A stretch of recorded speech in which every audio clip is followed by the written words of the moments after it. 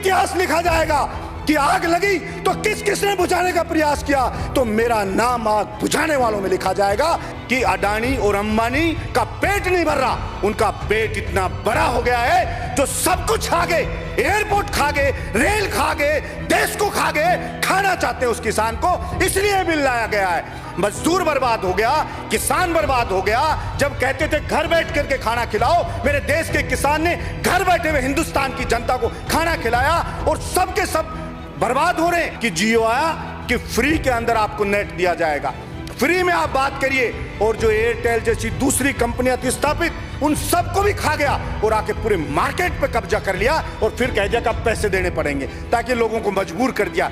अभी जो केंद्र में 3 कृषक बिल आए, तो सभापति महोदय, मैंने तीनों बिलों को पढ़ा। मैं पढ़ करके कंफ्यूज हुआ कि पहला जो बिल था उसमें था कि साहब कि कोई भी कितनी भी कहीं भी खरीद कर सकता है, कंपनी खरीद कर सकती है, व्यक्ति कर सकता है। तो मैंने देखा ये तो कानून पहले से भी है, कृषि विपणन बोर्ड का डायरेक्टर है, उससे कोई भी कंपनी, कोई भी व्यापारी लाइसेंस लेके खरीद कर सकता है, फिर इस बिल की कहां से आवश्यकता होगी। तो थोड़ी गहराई में गया तो समझ में आई कि उसमें एक लिमिट थी कि मिनिमम आपको बताना पड़ेगा, इतना तो आपको खरीदना ही पड़ेगा, उस लिमिट को हटा दिया गया। फिर मैंने दूसरा बिल देखा कि कॉन्ट्रैक्ट पे खेती, तो कॉन्ट्रैक्ट पे खेती तो पहले से ही हो रही है। फिर नया क्यों ये बिल लेकर के आए, तो फिर उसकी गहराई में गया तो समझ में आया कि कॉन्ट्रैक्ट की जो खेती करने के लिए जो होती थी, उसमें जो किसान संगठन थे, किसानों की मांग पे ये चीज हो गई थी कि भाई इसके अंदर सजा का प्रावधान होगा, उसमें अगर कॉन्ट्रैक्ट तोड़ता है कोई कंपनी या व्यापारी, उसके खिलाफ एक्शन होगा। तो उस चीज को हटाने के लिए ये बिल लाया गया। फिर मैंने तीसरे बिल को देखा कि ये तीसरा बिल किस लिए आया, उसमें आया कि साहब इसमें भंडारण की छूट दी जाएगी। तो मेरा एकदम से सर उस चीज से लेकर के चकरा गया कि भला मैं समझ नहीं पा रहा तब कि ये चीज क्यों हो रही है। तो मुझे अच्छे से समझ में आया कि तीनों बिल लाए किस लिए गए हैं। तीनों बिल, 3 बिल तो अलग अलग हैं, बाकी ये सब एक ही बिल है एक तरह से देखें तो। और ये मैं अच्छे से समझ गया, मुझे समझ आ गया कि इस कोरोना में देश बर्बाद हो गया, मजदूर बर्बाद हो गया, किसान बर्बाद हो गया। जब कहते थे घर बैठ करके खाना खिलाओ, मेरे देश के किसान ने घर बैठे हुए हिंदुस्तान की जनता को खाना खिलाया और सबके सब बर्बाद हो रहे हैं। और ये अडानी अंबानी की कई गुना संपत्ति क्यों बढ़ गई, ये मेरे को समझ में ये इस बिल देख करके आया कि ये इसलिए हुआ कि अडानी और अंबानी का पेट नहीं भर रहा, उनका पेट इतना बड़ा हो गया है जो सब कुछ खा गए, एयरपोर्ट खा गए, रेल खा गए, देश को खा गए, फिर भी भरने का नाम ही नहीं ले रहा है। तो अब कहते हैं इस किसान को भी जड़ मूल से खाना चाहते हैं, उस किसान को, इसलिए बिल लाया गया है। और इस बिल में ला करके होगा क्या सभापति महोदय, जैसे मेरे कई साथियों ने बताया कि जियो आया कि फ्री के अंदर आपको नेट दिया जाएगा, फ्री में आप बात करिए। और जो एयरटेल जैसी दूसरी कंपनियां थी स्थापित, उन सबको भी खा गया और आके पूरे मार्केट पे कब्जा कर लिया और फिर कह दिया कि अब पैसे देने पड़ेंगे, ताकि लोगों को मजबूर कर दिया। यही होगा कि मंडियों को बर्बाद कर दिया जाए, क्योंकि मंडी में कंपटीशन होता है। मंडी में जब लेके किसान जाता है, वहां पे और भी व्यापारी होते हैं, बोली लगती है, एक व्यापारी बोली लगाता है, दूसरा भी लगाता है, तीसरा भी लगाता है, तो प्रतिस्पर्धा होती है, प्रतिस्पर्धा से उसको ठीक सी रेट मिल जाती है। जब ये सब हो जाएगा, मंडियां खत्म हो जाएंगी, सब चीज खत्म हो जाएगी, और फिर ये जो बड़े लोग हैं, क्योंकि उनके पास पैसा है, किसान के पास इतना पैसा नहीं है, छोटे आदमी के पास इतना पैसा नहीं है कि भंडारण कर सके, वो वेयर हाउस बना सके, वो कोल्ड स्टोरेज बना सके। और अडानी अंबानी आएंगे और सब कुछ खरीद लेंगे, वेयर हाउस बड़े बड़े बना देंगे और कहेंगे मंडी से ज्यादा पैसे में खरीद रहे हैं। और जब सब कुछ बर्बाद हो जाएगा, सब भंडारण कर लेंगे, पूरे देश का अनाज सब कुछ कर लेंगे, फिर कहेंगे कि आप मुंह मांगी रेट में इसको मार्केट में बेचेंगे और आपको लेना पड़ेगा, जनता को लेना पड़ेगा और वो प्रॉफिट कमाएंगे। इसलिए ये भंडारण की शर्त को हटाया गया है। ऐसे ऐसे लोगों को जिता दिया एमपी, जो जीतने के बाद जनता को गांव में जाके जीत कर धन्यवाद तक देने आज तक नहीं आए। गांव के अंदर जनता ढूंढ रही है उनको, लेकिन उनको रिकॉर्ड मतों से जिता के भेज दिया, इस आशा में कि शायद हमारे लिए कुछ होगा।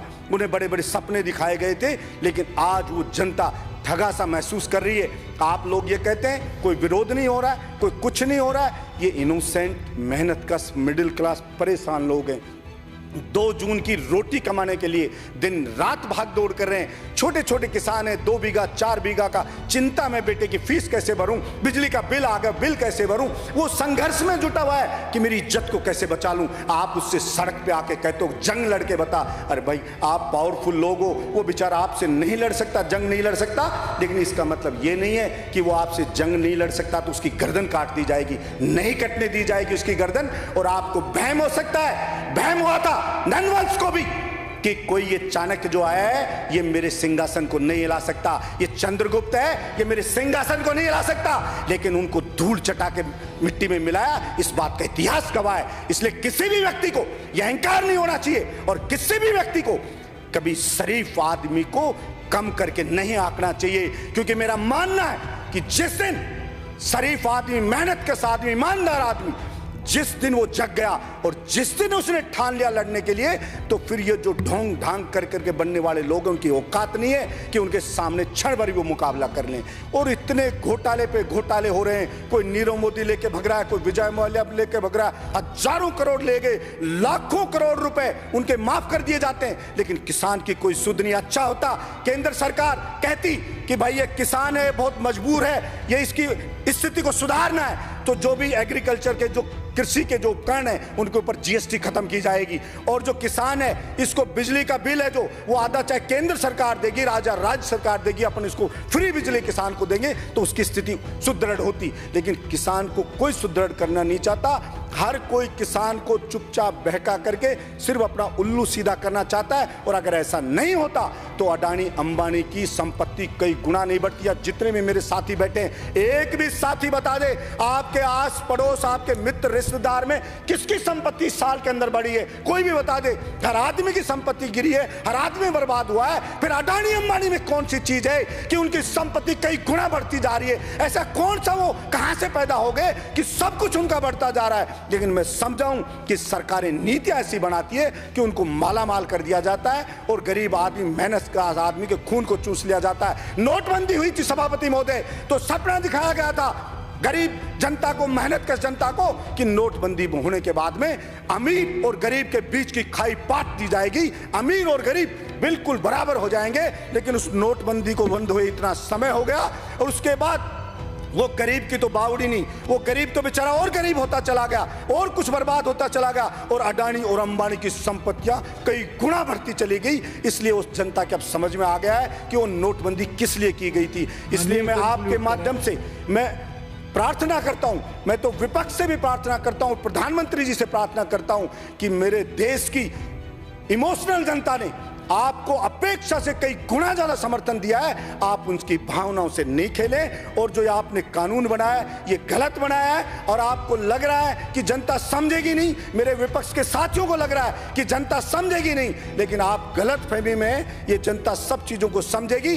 और इस आने वाले उस खतरे को आप देख लीजिए, नहीं देखा तो आगे जो होगा जनता के साथ, वो आने वाली पीढ़ियां हमारे को माफ नहीं करेंगी कि ये काला कानून बन रहा था लेकिन किसी ने विरोध नहीं किया। इसलिए हो सकता है मेरा बोलना, मेरा प्रयास, मैं चाहे आंदोलन करना पड़ा तो वो भी करूंगा, मेरा प्रयास हो सकता है सागर में बूंद के जैसा ही हो, लेकिन मैं फिर भी करूंगा। मैं उसी चिड़िया की तरह करना चाहता हूं। जंगल में एक बार आग लग गई तो एक चिड़िया चोंच में भर भर के पानी लाके आग के ऊपर डाल रही थी बुझाने के लिए।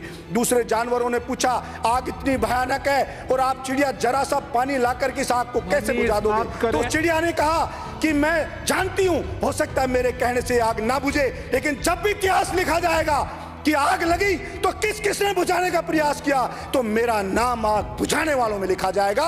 इसलिए मैं चाहता हूं जो भी सदस्य इसका विरोध करेगा, इतिहास में उसका नाम लिखा जाएगा कि वो किसान के पाले में खड़ा था, व्यापारियों के पाले में नहीं खड़ा था। और निश्चित रूप से मान के चलिए कि देश की जनता जगेगी और ये अडानी अंबानी है, इनके मंसूबों पर कई पूरे नहीं होने देगी। ये मैं कहना चाहता हूं। किसान का बेटा है, उसको नौकरी नहीं दे सकते, किसान की फसल खरीद नहीं रहे, उसको रेट नहीं दे सकते और फिर भी उसको बर्बाद करने में लगे। कितनी ही भर्तियां पेंडिंग पड़ी है उनको नहीं कर रहे। इसलिए इस किसान के साथ इतना ज्यादा अन्याय मत करो, इतना ज्यादा अत्याचार मत करो कि आपको नरक में भी जगह ना मिले, ऐसा कृत्य ना करो। यही मैं कहना चाहता हूं।